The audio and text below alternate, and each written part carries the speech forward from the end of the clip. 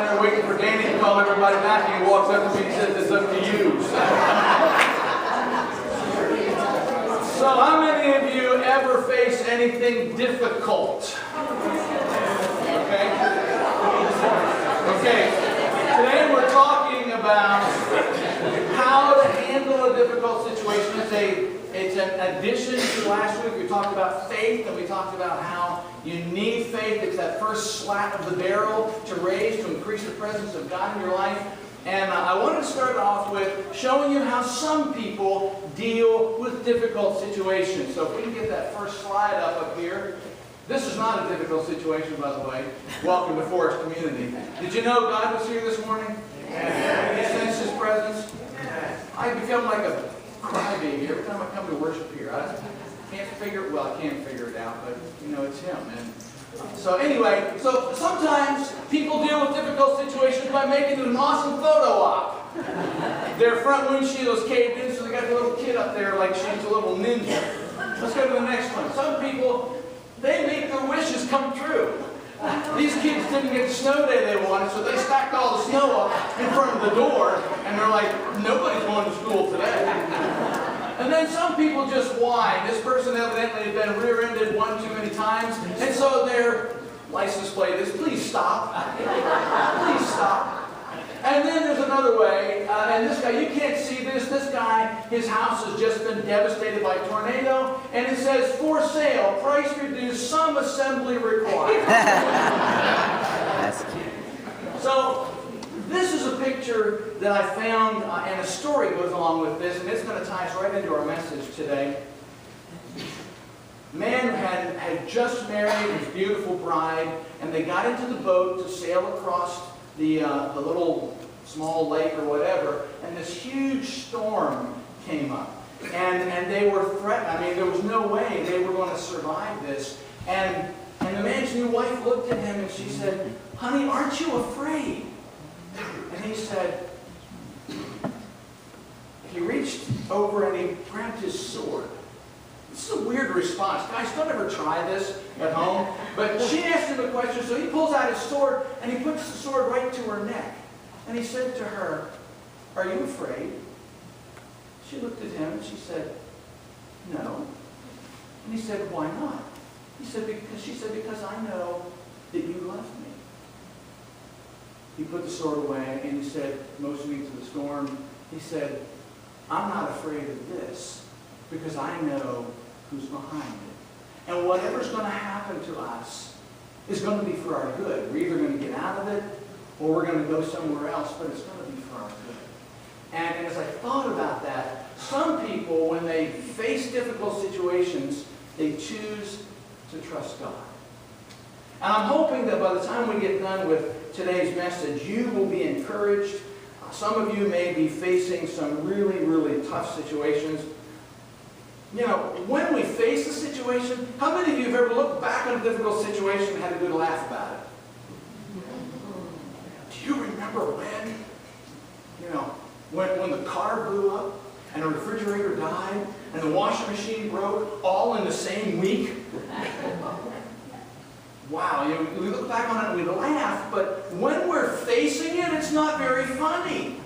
It's not really an easy thing to face. And so today, as we're talking about raising the slap of faith and trying to increase our faith, I came across, you go to the next slide if you would please. I came across this story a couple of weeks ago, and God gave me this message. And the message is from a situation that King Hezekiah faced. How many of you have ever heard of King Hezekiah? How many of you know where to find the book of Hezekiah in the Bible? What's that, Brian? Yeah, nice try. There is no book of Hezekiah, but we joke about it. Turn to Hezekiah 15, verse 6, and it's like, wait a minute, there is no. But there was a king named Hezekiah. Hezekiah was the son of Ahaz. Hezekiah is one of two kings of Judah about whom nothing bad is said. He was a man that worshiped God with all his heart. He loved God with all his heart. And that's partly what got him in trouble. So I want to give you, we're going to jump into a situation that he faced. And I'm going to read you some scripture. And then we're going to talk about what we can learn. And there's 10 things that you can learn about how to deal with difficult situations. And I promise to only take about 6 or 7 minutes for each one. No, it won't be that long. Honest. Hezekiah, chapter... Oh, I'm not going to fall for that one. Okay. Isaiah, chapter 36. Isaiah, chapter 36. Beginning at verse 1. In the 14th year of King Hezekiah's reign, Sennacherib, king of Assyria, attacked all the fortified cities of Judah and captured them. That's a pretty tough situation. Now what follows from here is, and let me give you some background on what's going on. And I don't want to confuse you with all the different names of the kings of Assyria. But there was one king of Assyria who the father of Hezekiah had made an agreement with. Hezekiah's father, Ahaz, was being attacked by the king of Israel, whose name was Pekah, and another king, the king of Aram, and they were coming against him. And so Ahaz, the father of Hezekiah, appealed to this king named Tiglath-Pileser. I expect you to be able to spell that by the time we're done with service this morning. But he appealed to him and said, would you, if I give you enough money, would you put some pressure on these guys and get them off my back? And Tiglath-Pileser was more than happy to do that because it kind of put Ahaz under his thumb. Okay? The guys in Assyria, they were the big name guys in that day and time. And it wasn't long after that this other king by the name of Hoshea was king of Israel. And Israel was just to the point where God was done with him. He was finished. And so this other king, and I believe his name was Shalmaneser, had come down. And he was the son of Tiglath-Pileser. And he had come down and he took all these people from Israel captive. And so Israel went into captivity. And so Hezekiah, as he comes to the throne, he's aware of all this. And now there's been a change in the leadership, and the brother of Shalmaneser has killed him, and he's taken over. And then he ends up dying on the battlefield, the only Assyrian king that had that happen to him. And so people that were under, the peoples under the control of Assyria, began to think, God, we can get loose from this now. And one of them was Hezekiah. So Hezekiah began to step away from doing what Assyria wanted him to do. And it's that which caused the problem that we just read about in Isaiah 36. And now he's trying to do what he feels is right. And now this king, with all of his battle and all of his forces, has come and they've captured all of the cities of Judah. One estimate that they say is accurate even today is that before this guy came to Israel, to Jerusalem rather, he had already taken some 200,000 Israelites and people from Judah captive. Wow. And now he's on the doorstep. And so we're going to look at what you do when you're in that kind of a situation. The background is that, first off, you think about this, is Assyria had already taken the northern tribes captive. I'm committed to a particular view of Scripture, and that is the view that not only knows what's going on, but also knows what I'm supposed to do as a result of it. A lot of times we study Scripture, and we look at it, we learn all these different things about what the words mean and all this, but we don't take the next step and say, okay, since this is true, what should I do? How do I put it into practice in my life? So today it's going to be very, very practical. You see, Assyria had already taken so many other people captive, and you might be in a situation in your personal life where you're facing something that a lot of other people have given into. A lot of other people have the same problem that you do, and you're kind of looking around saying, well, we're all in the same boat. Sennacherib had already conquered Lachish. Lachish was, at this time, was a city of Judah. It wasn't a Philistine city. It was a Judah city, and it was almost as fortified as Jerusalem.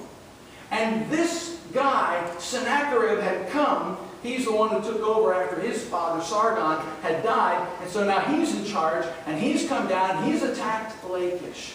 And he has won the battle over Lachish. And so you may look at your situation, and you may realize, that other people have been in the same situation and it didn't go well for them, like it was with Lachish. You may have tried to resist the enslavement or the bondage that you are facing, and you may have found it just didn't work. And then, in this whole thing here, Hezekiah's faith is being mocked. And there may be these voices in your head that are saying to you, you're never going to be free. You're never going to get out of this. This thing is never going to go good for you. It's always going to be bad. And your faith, every time you try to exercise your faith, you hear these mocking voices. Now, let's take a look at what actually happened here. We've got these guys that come from Lachish, and they're not just the little, messengers of the army. They're really high-ranking officials. Because Sennacherib really didn't want to go to battle. He didn't want all the mess, even though he was already up to his neck in blood. He didn't want to battle against Jerusalem, because Jerusalem was a city that it took sometimes a long time to conquer. And so he would rather do it diplomatically. And so he sent these three really important guys. And as we take a look here, it says in verse 2 of chapter 36, the king of Assyria sent his field commander with a large army from Lachish to King Hezekiah. So, not too far out in the distance, there's this massive army of probably at least 200,000 men. And I'll tell you later why I think it was that big. This is really an impossible situation. This guy comes and he's ready to attack. He's ready to deal with them. And he says to Hezekiah through the messengers and to the people, he says, do not let Hezekiah deceive you or mislead you when he says, the Lord will deliver us. Have the gods of any nations ever delivered their lands from the hand of the king of Assyria? You know what the answer is? No. None of those other gods had ever done it. And these very dignified guys, they're talking and they're saying, listen, why fight? Nobody else has been able to resist us. Nobody else has been able to overcome the bondage that we have placed upon them. So why even try? Why even fight? Nobody else has ever been delivered. Has anybody ever been delivered from the bondage that you're facing? It doesn't matter whether they have or have not. Because we serve a God who breaks the chains and who sets people free. And you're going to see that as we go through this. So, how do we do this? Listen to what he says in 18 and 20. Who of all the gods of these countries have been able to save their lands from me? This is Sennacherib bragging. How then can the Lord deliver Jerusalem from my hand? That's verses 18 and 20. How then can the Lord? He's about to find out. And it's not going to go well for him. So how do you deal with situations when you are confronted with something that seems impossible? Number one.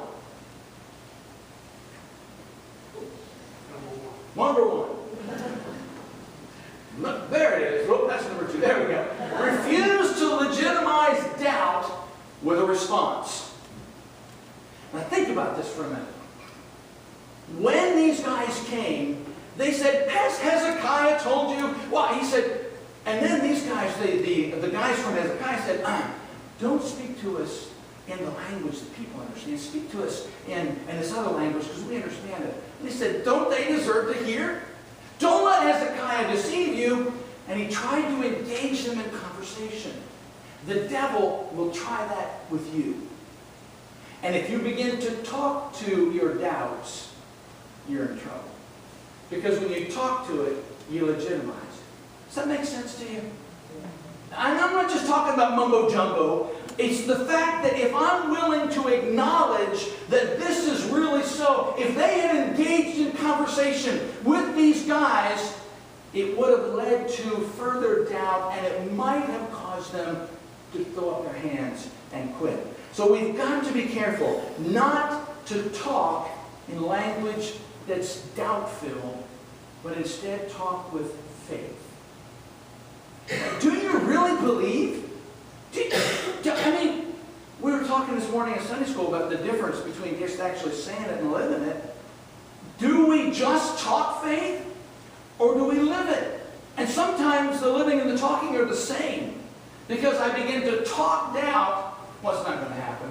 It'll never work. That's not going to come about. Speak what you believe God will do. Don't legitimize your doubt with a response. What's your faith like? Do your words reflect your faith? Second thing, and all of this is stuff that they did. You'll notice here that it says, nobody else who's ever faced these things, everybody else has failed. And he says, who of all the gods has been able to save their lands? And the situation is really bad. You've got to act like it. I'm not saying to be like you're high on something. Everything's fine. Everything's wonderful in my life. Nothing's going wrong. I don't mean that. But you can acknowledge what's going on, accept the seriousness of your situation. You may be facing a really, really bad situation. You can acknowledge that without giving in to doubt. Hezekiah does that. Look what he says here. It says that he sent Hilkiah, Eliakim, son of Hilkiah, the palace administrator, Shebna the secretary, Joah the son of Asaph, and the recorder. They go to Hezekiah with their clothes torn. But now we don't have an equivalent for that in our world. When we get really upset, last thing we want to do is mess up that jacket we got on, or that blouse, or that skirt, or those pair of slacks. We don't. But back then, when they were really upset about something, they just ripped their clothes. And it was a way of showing, you see, the Jewish people are very, very expressive. And they just rip their clothes. And they're going to their king saying, King, listen, this is what these guys said, and this is really serious. Whereas on the one hand, you don't want to give doubt the benefit by talking to it and acknowledging, but you've got to be able to accept the fact this is a serious situation. And these guys did accept that. The situation was pretty bad. And I don't want to in any way minimize your situation, what you might be facing, that impossible thing that's got itself right in front of you. So don't say things like, oh, it's not a big deal. Yes, it is. Acknowledge it. But acknowledge that the big deal that's facing you is not as big as the God that you serve. And there's a difference there. Because sometimes we let those problems that are in front of us become so big that we forget that our God is bigger. And the God of Hezekiah was bigger than this. And so these guys go, their clothes are torn, and they're acknowledging, wow, we got a problem. We got a problem because this king and all his armies out there, and they want us to give in. They've already conquered Lachish. It was almost a secure Jerusalem. We have an issue. So, what do? Number 3, you turn to the only true source of help. Your source of help is not the government. Can I get an amen? Amen. Quite often, those things which we think are the help and the source of help turn out to be more of a problem than anything else. God is our source of help. And Hezekiah goes to God. Look what it says in 37:1.